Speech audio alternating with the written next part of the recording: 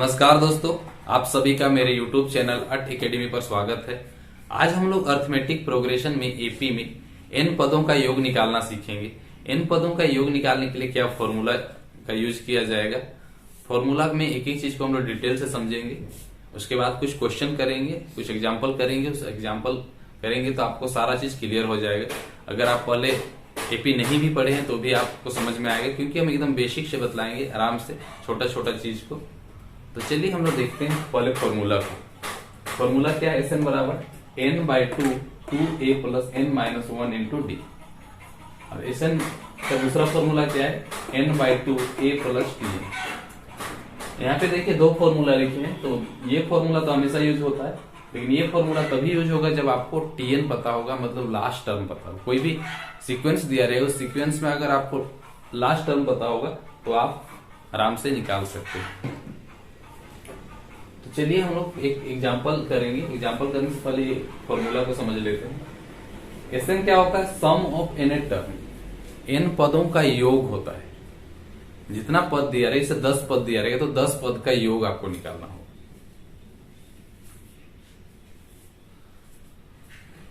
ये क्या होता है? First term of AP. AP का जो फर्स्ट टर्म होता है, प्रथम पद होता है, वो आपका ए से डिनोट करते हैं। डी है common difference of AP. AP आप जानते हैं, एपी में सभी जगह का अंतर इक्वल होता है, सभी जगह का अंतर समान होता है। उसी को तो समांतर श्रेणी कहते हैं, अर्थमेटिक प्रोग्रेशन कहते हैं। तो उसी को हम डी से डिनोट करते हैं। जो डिफरेंस होता है दो टर्म्स के बीच का, उसको हम लोग डी से डिनोट करते हैं। तो यहाँ पे common difference of AP. N होता है नंबर ऑफ टर्म। जितना पद दिया रहेगा, जितना नंबर दिया रहेगा, इसे आपको 10 पदों का योग निकालना है। तो एन कितना होगा? 10। 5 का निकालना है तो 5, इस तरह से। टीएन होता है लास्ट टर्म। जो अंतिम पद होगा वो आपका क्या होगा? टीएन होगा। कोई सीक्वेंस दिया रहेगा, उस सीक्वेंस में जो लास्ट टर्म होगा वो आपका टीएन होगा। तो यही टीएन पता रहने पर ये फॉर्मूला यूज होगा, नहीं तो हम लोग इसी से बनाएंगे। तो ये एग्जाम्पल देखिए, एग्जाम्पल हम लोग समझते हैं कि एग्जाम्पल लिए 1 2 3 4 डॉट डॉट डॉट 10 पदों तक का योग निकालें। इसमें कितना तक का निकालना है? योग निकालना है 10 पदों तक। अगर आप लोग एपी नहीं जानते हैं क्या होता है तो ये देख सकते हैं यहाँ पे 1 2 3 4। यहाँ पे देखिए सभी जगह का डिफरेंस कितना है? 1 1 का है। तो ऐसे श्रेणी जिसमें सभी जगह का अंतर समान हो, उसी को समांतर श्रेणी बोलते हैं। और इसका जो फर्स्ट टर्म होता है, ये फर्स्ट टर्म होता है, इसको किससे डिनोट करते हैं? ए से। तो फर्स्ट टर्म क्या हो जाएगा? 1 हो जाएगा। और इनके बीच का जो डिफरेंस होता है उसको डी से डिनोट करते हैं। डी इक्वल टू क्या हो जाएगा? T2 माइनस T1 बोलेंगे इसको। इसको हम सीधे लिख सकते हैं T2 माइनस T1 2 माइनस 1। ये लिखना जरूरी नहीं है, अभी हम बतला दे रहे हैं। T2 इसको T1 बोलेंगे, first term, second term, third term, fourth term. तो T2 माइनस T1 करेंगे तो क्या आ जाएगा? 1 आ जाएगा। इसको हम सीधे लिख देते हैं 1। D कितना है? 1। और यहाँ पे पदों की संख्या कितना है? कितना पद तक का? 10 पद तक का बोलता है। तो ये आपका n है।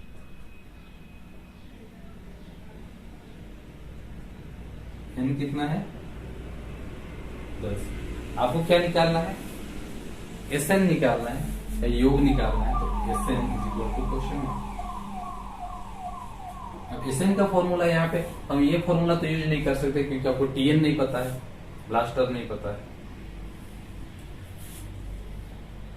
Sn का फॉर्मूला होता है a plus n minus n by 2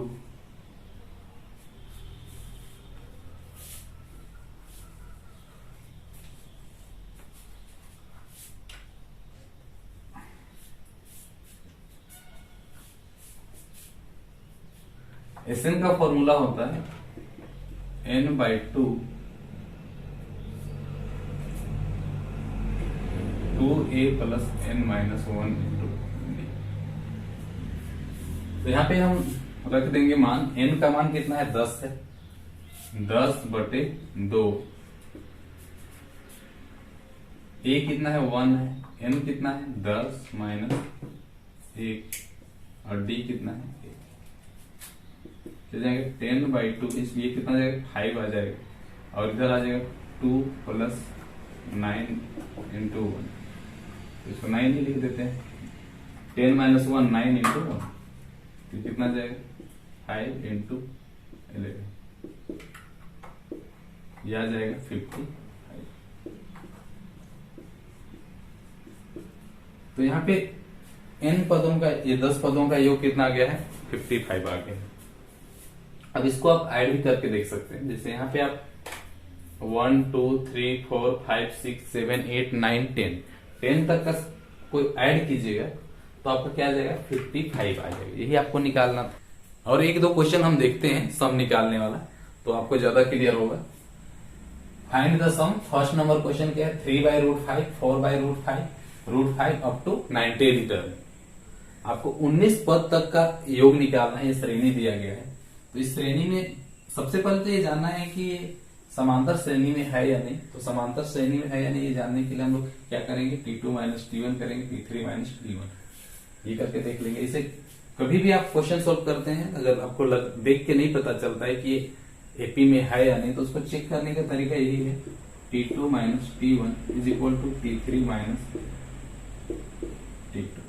ये हम बतलाए थे फर्स्ट दिन जब एपी पढ़ाए तो इसमें आपको T2 क्या है? Second term 4/√5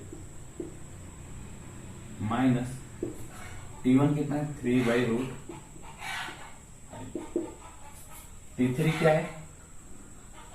√5 minus 4/√5। ये दोनों इक्वल होना चाहिए। सेकेंड टर्म और फर्स्ट टर्म के बीच का डिफरेंस थर्ड टर्म और सेकेंड टर्म के बीच का जो डिफरेंस होगा उसके इक्वल होना चाहिए, तभी तो ये समांतर श्रेणी होगी। इसका √5 हो जाएगा नीचे एलसीएम, √5 तो इधर क्या आ जाएगा? 4 - 3 1, और इधर क्या आ जाएगा? इसका एलसीएम क्या हो जाएगा? √5।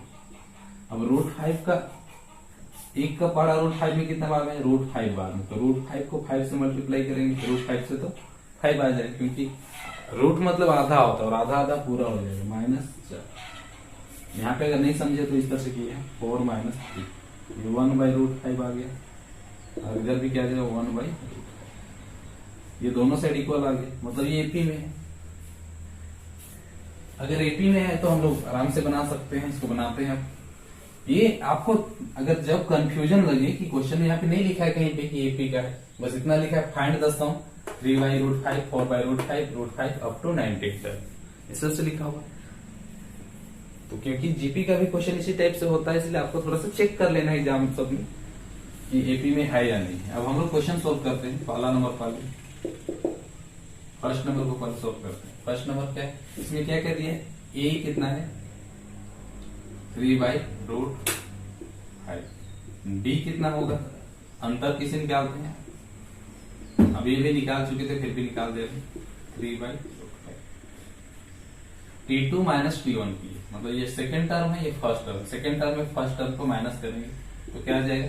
एलसीएम तो √5 ही आ जाएगा, √5 एलसीएम आ जाएगा। इसका मतलब एक एक बार में जाएगा, मतलब 4 - 3 कितना जाएगा? 1 हो जाएगा। अब इसमें क्या दिया है? n कितना दिया हुआ है? n आपका 19 टर्म दिया है, तो n 19 आपको निकालना क्या? SN निकालना क्वेश्चन मार्क। अब SN का फॉर्मूला जानते हैं। SN क्या होता है? n/2 2a + n - 1 इंटू, ये फॉर्मूला होता है। इसी फॉर्मूला में रख देना। n आपका है 19/2, 2 इंटू a कितना है? 3/√5, 3/√5। यहाँ पे n कितना है? 19 - 1, d कितना है? 1/√5। हम सारा वैल्यू रख दिए, हम इसको सोल्व बस करना है, सोल्व करने पे आंसर आ जाएगा। तो हम इधर सोल्व करके दिखाते हैं आपको। 19/2 इसको मल्टीप्लाई करेंगे तो क्या हो जाएगा? 6/√5। बहुत ही अच्छे, क्योंकि ये अंश में है आपका। यहाँ पे आपका प्लस क्या आ जाएगा? 18 इंटू, इसको एक ही बार में कर सकते हैं। 19 - 1 18 को 1 से मल्टीप्लाई करेंगे तो 18/√5 आ जाएगा। इसको हम सीधे लिख देते हैं।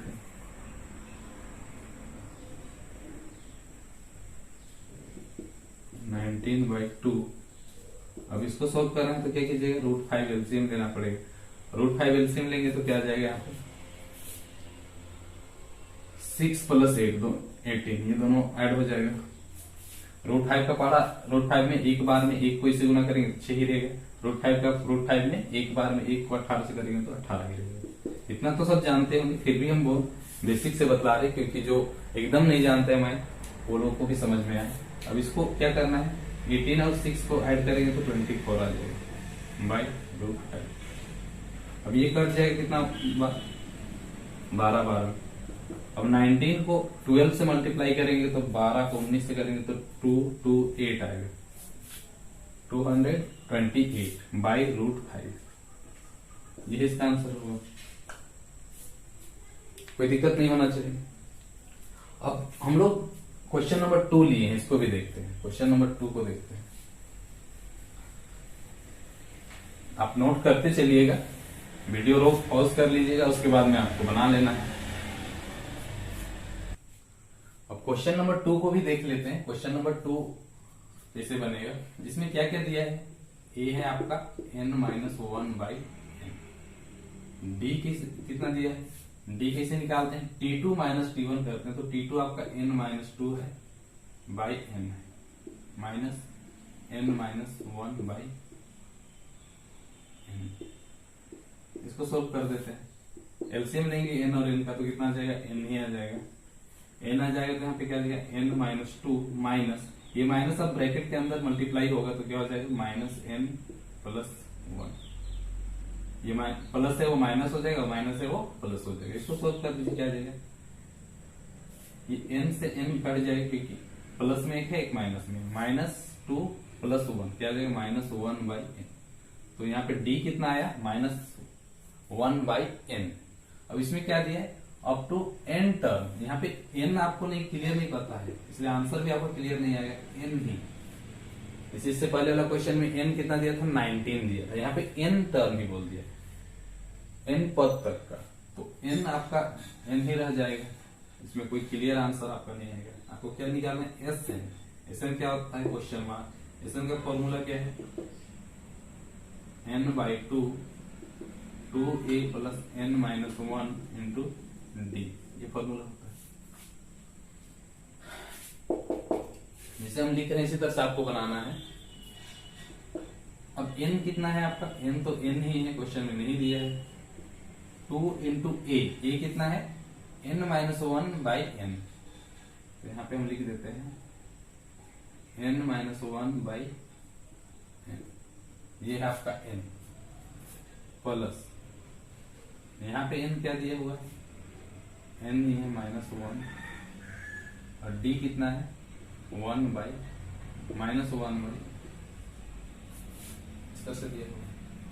अब इसको सोल्व करते हैं हम लोग, n/2, ये 2 दोनों से मल्टीप्लाई होगा इधर, n से भी और n-1 से भी, तो क्या हो जाएगा 2n-2/n, ये आ जाएगा प्लस, ये इससे मल्टीप्लाई होगा तो सबसे पहले देखिए प्लस और प्लस क्या, माइनस और प्लस क्या आ जाएगा, यहाँ पे माइनस, 1 को n से मल्टीप्लाई करेंगे तो n, और माइनस प्लस 1, और बट्टे में क्या आ जाएगा, इसके नीचे कुछ नहीं, मतलब 1 है, n 1 से मल्टीप्लाई होगा तो n आ जाएगा। यहाँ तक कोई दिक्कत नहीं है, यहाँ तक कोई दिक्कत नहीं तो हम आगे बनाते हैं। n/2, अब यहाँ पे एलसीएम लेना है इसका और इसका, तो एलसीएम लेंगे तो क्या आ जाएगा, n ही आ जाएगा। n का पहाड़ा n में एक बार में एक से इसको मल्टीप्लाई कीजिए तो इतना ही रहेगा 2n-2। अब यहाँ पे माइनस है ना, तो माइनस है तो क्या हो जाएगा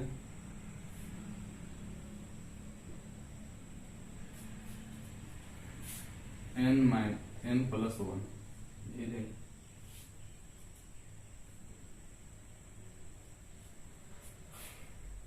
क्योंकि ब्रैकेट हम हटा चुके हैं यहाँ पे। अब इसको आगे सोल्व करना, n/2, ये 2n में n माइनस करेंगे तो क्या बचेगा, n -2 है +1 है तो -1/n।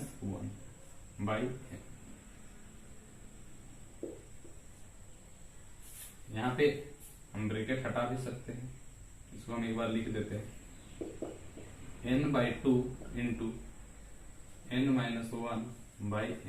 ये n और ये n कट गए, बचा क्या 1/2 इंटू n-1। ये आंसर आएगा। इससे आगे नहीं आएगा n का मान, क्योंकि क्लियर नहीं पता है आपको कितनी संख्या है। क्लियर रहता तो एग्जैक्ट आंसर आ जाता, लेकिन यहाँ पे n आपका अज्ञात है, इसलिए आंसर आपका पूरा क्लियर नहीं आएगा, इसे ही n में ही रहेगा। जो भी आएगा n-1/2 आएगा, है ना। तो दो क्वेश्चन हम बतलाए, एक एग्जाम्पल बतलाए, आपको समझ में आ गया होगा। अब इसी टाइप का और भी क्वेश्चन हम लोग करेंगे, लेकिन अगले वीडियो में। आज के लिए इतना ही।